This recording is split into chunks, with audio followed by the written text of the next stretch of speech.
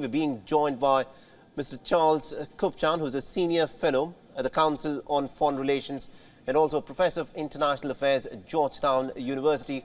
So thank you very much indeed for taking time out and speaking to us here on WION. Let me begin by asking you this. Any time an incident such as this happens, the first question that needs to be asked is cui bono? Who gains out of this? What do you make of the accusations and counter-accusations that have been leveled about the breaching of the Nova Kakhovka dam, and more importantly, who gains out of this? Well, the Ukrainians are claiming the Russians did it. The Russians are claiming the Ukrainians did it. We don't yet have a clear sign, clear evidence, but it would be very surprising to me if this were an attack carried out by the Ukrainians. Why? Because they're flooding their own citizens. They're distracting themselves from the offensive they are about to begin.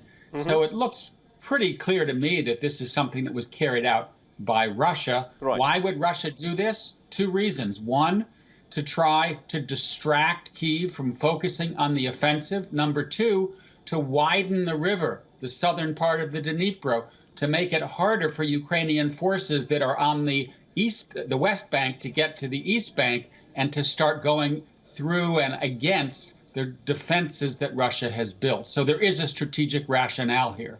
All right, very interesting. But also, considering the fact is to have pieces of infrastructure, a dam you'd not normally believe is something that the warring factions would touch. But this is a clear breach of a dam that has happened. But the Russians have argued that this is something that the Ukrainians have done because they want to divert their forces who are being held up at Kherson further north. What do you make of the Russian allegation? There is a story to be told that Ukraine might have interest in blowing up the dam to somehow distract the Russians, to flood some of those areas that the Russians are holding. I think it's a stretch. Countries do not bomb their own dams and threaten their own citizens.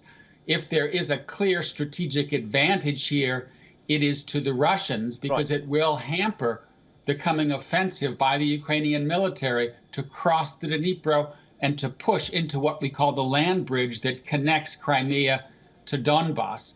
Given that strategic rationale, pretty clear to me that the likely perpetrator here is Moscow. Very interesting. Now, the Russians, of course, would turn around and say that this was a dam that also provided water to the Crimean Peninsula. This was also the dam that provided the water to cool the Zaporizhia nuclear power plant, which is presently under the control of the Russians. And therefore, the Russians would say that Ukraine has got a lot of things to gain out of blowing up this dam. Do you think there is merit in this argument?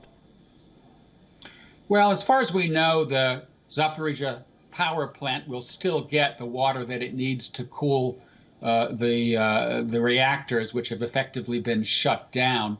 Yes, Crimea is dependent on water from the Dnipro flowing through a canal, and as a consequence, they need that water.